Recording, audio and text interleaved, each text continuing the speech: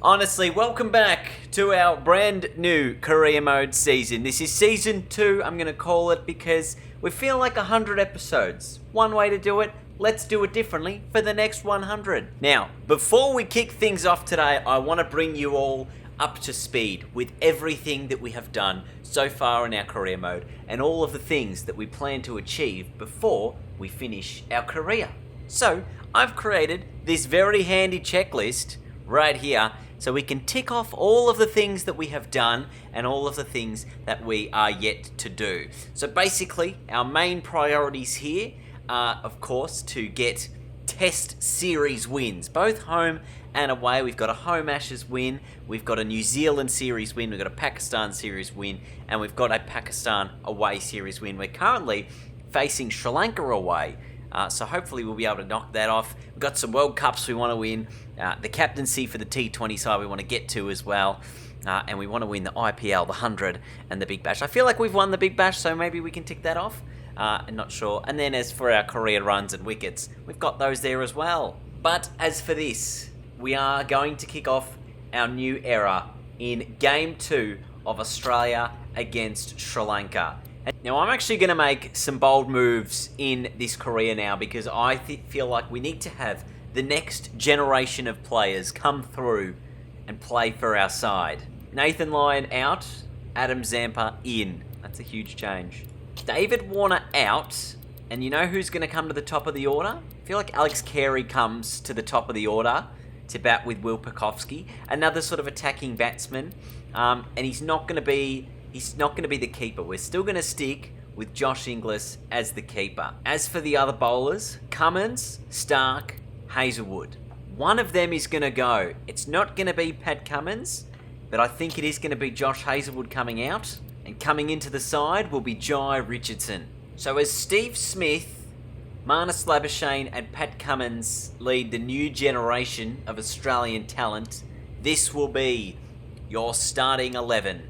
And Mitchell Marsh will be your 12th man as well. Tails never fails, as my captaincy will be glorious. Oh, and it is Tails. Australia have won the toss on a high dry pitch. You're going to bat first.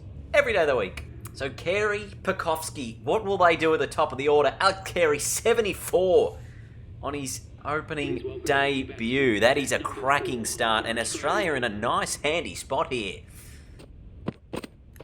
Also, people telling me to change the Sri Lankan side. Not much I can do about it. It's career mode. I can't change the other team. Oh my god, that ball has been smashed. That's an indication of how I'm going to go here. That's a cracking start. No run. Also, it looks like I've got on some green and yellow gloves, or green and gold gloves here. As the Australian captain. Is that something special that I've decided to do, or is that something that is just a part of the uniform? Have a look at it. Look at the gloves. There's maybe like 2 fingers that have that on it. It's like a combination of one day and test gloves. Strange. What about a reverse sweep maybe? Oh, yes. Absolutely. Put that away, and that will be second lot of runs for me. I've hit 2 boundaries. It's 2 for 139. Oh, has he put it away? Not quite. It's a close single, but the fielding really, really poor. It's going to be overthrows. We're going to pick up 3, maybe 4 of them. Anyway, it's worth 5. Beautiful. Full, straight, driven. Oh no, run out. Possible. No.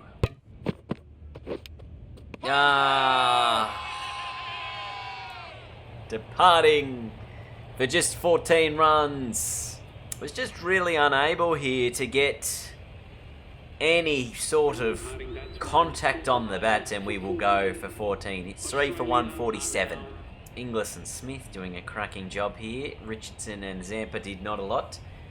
But we need to see here now, how does this new bowling attack of Richo, Stark, Cummins, myself, and Adam Zampa come into the mix? Obviously, we've got 3 or 4 leg spinners in the team. You've got me, you've got Marnus, you've got Smith if required, and then you've also got Adam Zampa, who gets your frontline spinner.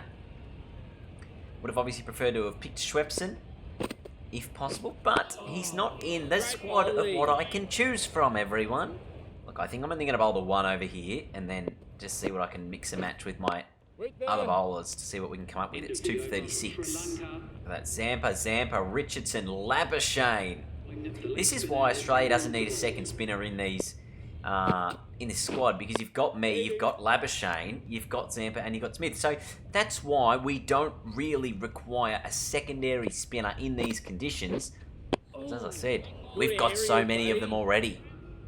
Green, Stark. This is an unbelievably good all-rounded side, especially with the ball, and I'll show you just why as I come back out with the bat in hand. You can see here, look at this. We've used 7 bowlers here. Cameron Green, 3 overs, 3 for 6. Stark with the 2 wickets. Richardson, Cummins, Zampa, Labuschagne, all involved. I was the only one who didn't get a wicket, but I didn't go for any runs. It's just high class all around. This honestly is truly a next generational side. Oh, oh no. Oh, well, at least my captaincy's better than the way I've been playing, because that is a really, really poor moment in time. Never fear, Smith is here. As Australia slumped to 3 for 80. Their lead still 278. This is a hat-trick delivery. And Smith keeps it out and is able to tuck it away there to the onside for a single. But to tell you what, the quality of what this Australian side has dished up here with both the bat and the ball, especially as Smith goes on to make a big 100. Jai Richardson even, he's going to go on and make a 50. So it's just quality. And look at the bowling lineup again. Have destroyed the Sri Lankans. Rolled them for 86. Pat Cummins, who missed out in the first innings, 4 for 3 in the second. Zampa 3 for 12. Green again with the ball, impressive, as was Jai Richardson, 1 for 18 there. It has just been a new era of Australian cricket, and instantly they win by 596 runs. I feel like I'm a pretty good captain. I feel like my choices of the team are validated and everything is looking good. Well done, everyone. That is exactly what we expected of you. And a presser now. Geez, I tell you what, this is an important moment in time, because this is everyone going to be like, look, I know you made a golden duck, but you are just very impressive as a captain. So tight contest or boring cricket? What's your take on the non-result we've all just watched? I'm sorry, 576 runs. It wasn't a draw. So I don't know how they don't understand that it was a draw, because we did clean sweep the series 2-0, and we smashed them. It's not often we see a clean sweep in cricket. That's it. Thank you for actually watching and paying attention. What do you think the underlying reason was your team was too strong? A diet of sushi exclusively. I think the new era of the side is going to be important, to be fair. And then CD Mustache Man has one final question. There are more tours in cricket being played than ever. Do you think it's getting all a bit too much for players? I think it can be a physical and mental drain, but I also think players have never been prepared better for what we've been doing. And right now, I think you'll be proven by the fact that we absolutely dominated in that last test, that there is a hunger and an importance that this new era of Australian cricket will provide, as in 5 days I'm going to make my captaincy debut for the one-day side. So I'm going to be able to pick that as well. Am I not the captain? It says I'm the captain here, right? Teams, it says ODI, I'm the captain. Why am I not the captain? I should be the captain. I thought I was the captain. Maybe I'm the captain for the next tour, but not for this one. Never you mind. A new era will begin shortly in the one-day team as well. Anyway, Sri Lanka are going to win this toss. Expect them to probably bat first on this sort of a pitch. But they're going to bowl. Why not? And with the bats, we will get about 25 overs here, depending on how well we decide to bat. Hasaranga with the ball. I can reverse sweep first up. Yes. Oh, and he has found the gap. The fielder went down to try and stop it, but it's a boundary. Waiting. Oh no, this time it doesn't. It'll just be nothing. Yes. And again, a couple of reverses to kickstart my innings here, and I'm already on the 8 off 3. Depending on how well I start here, this could be one of those games where you're in a mood. Oh, that's absolutely plum, isn't it?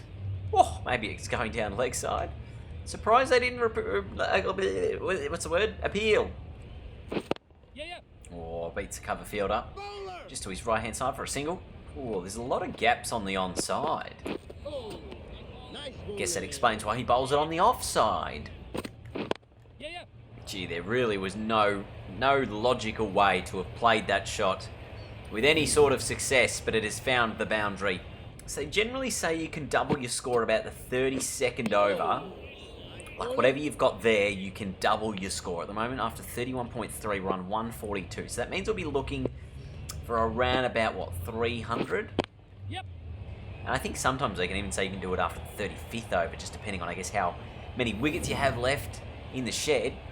Because essentially it turns into a 20-20 game here, but with obviously 7 wickets to roll with. As the reverse sweep has seriously been my best friend so far in this matchup. And I've hit 4 boundaries doing it. Oh, geez, that's a top edge. It's going to make it boundary number 5. So we end the 32nd over at 3 for 154. We'll get another go. Yes. Against the spinner, this time in the air, this time in between the gap. Won't be a boundary, it'll just be the 2. Geez, the spinners keep coming, and I don't know why, because I'm really quite effective to them. Oh, that's glove. Yeah. So that's a missed opportunity for the keeper. Do you reckon I could find that gap? Oh, there's a fielder down there at deep long on, and it's over his head for 6. That was a really risky shot. But I got away with it. Geez, I don't mind these strange gloves where they've got the half white, half not white. Yes. Oh, he scooped it over the top. I think that might be the first time I've successfully played a scoop shot with a bit of airtime on it. I don't think I normally play this very well. That has been extraordinarily hit. It's because I tried to reverse sweep it and it really wasn't there to reverse.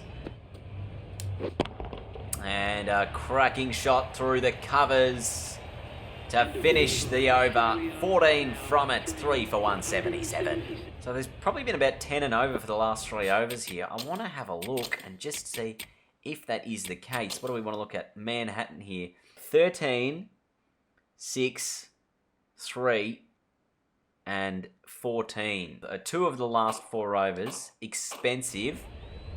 And that's why they say you can double your score late in the innings over those last sort of 15 to 20 overs, because you just start getting into this sort of a form. And I didn't even realise that I've raced to 46 from just 27 balls.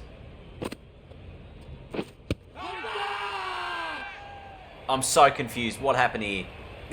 I'd love to know. It's come off the glove into the air. Where did it go? It's in the air, and then, oh, yep, you can see it in the background there. It becomes part of the keeper's gloves there. Wowee. And I'm out for 46. That's disappointing that I missed out on a half century there.